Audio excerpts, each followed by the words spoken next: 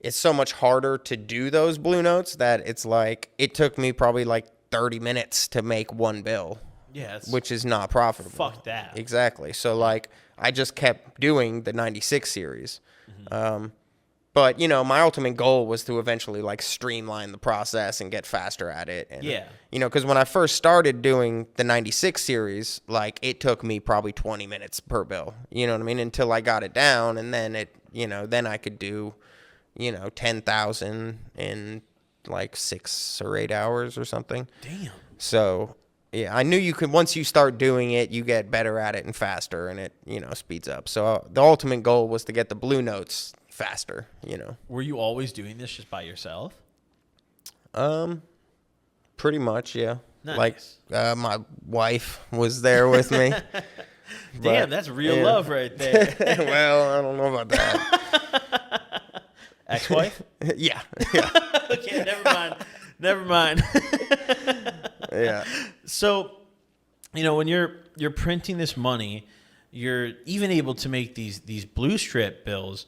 Do you remember, was there ever like the most money you'd printed in a day that you can recall?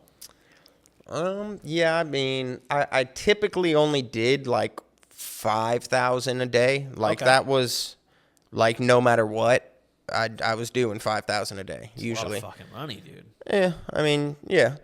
And then occasionally I'd do 10,000 in a day, because if like one of those drug dealers, they usually wanted to buy 10,000 when they went up to re-up and stuff. And that was probably only like once a week. I'd maybe do 10,000. I think the most I ever did was probably like 20 something. But that was like from 7 a.m. till 4 in the morning, like working all. For that yeah, shit. It was like, I didn't like doing that, what I mean? But that was if like certain people, whatever, put in an order, like wanted X amount, or if I owed somebody, counterfeit money or whatever. Yeah. I don't know.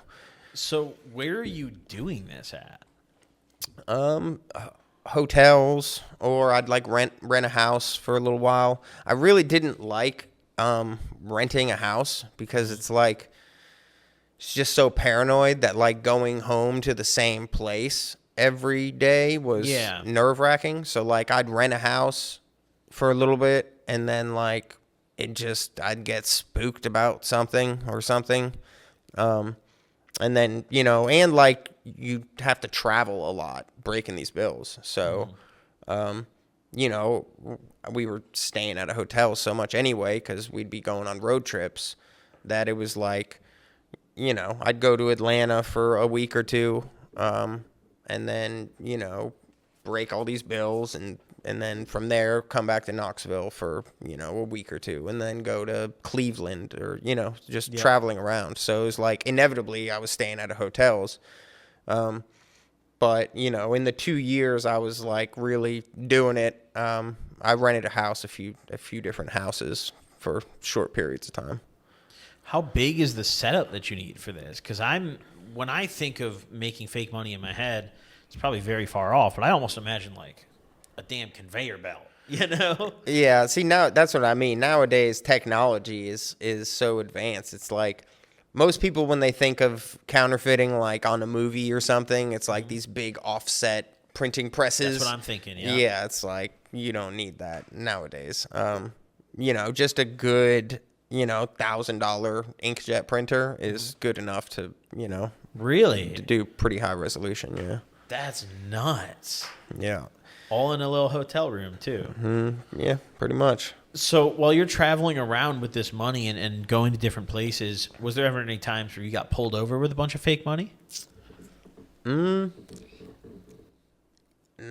I'd been pulled over a couple times, but not with significant amounts. Like one time I was arrested actually.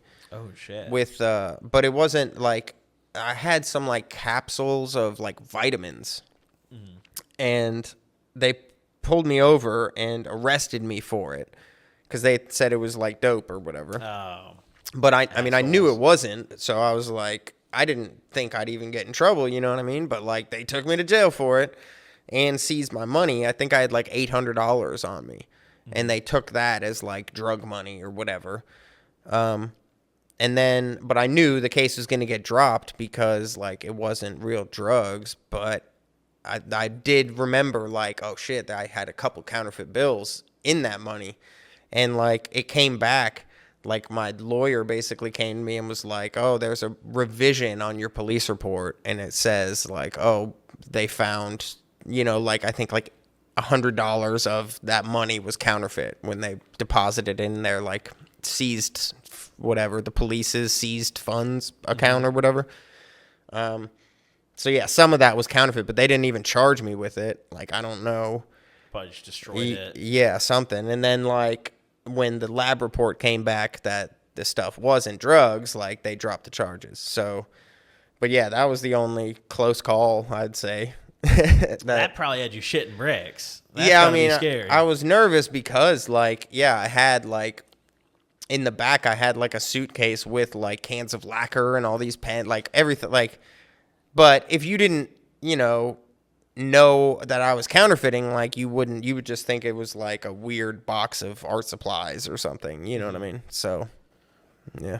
Yeah, counterfeiting supplies, it seems maybe less obvious. What kind of supplies exactly do you need for that? Pretty much like just different like cans of sprays and stuff. Like I'd use Gorilla Glue, like spray can, and like a spray can of matte lacquer, and then like different kinds of pens, paper and then like printers and computers and stuff. Seems like you're doing an art project almost. Yeah, I mean, you wouldn't really think much of it if you saw it. You know what I mean? Maybe the computer and printer with that stuff might seem a little odd, but like the average person wouldn't put two and two together and just going to the store and buying the other stuff that wouldn't set off any alarms probably. Yeah.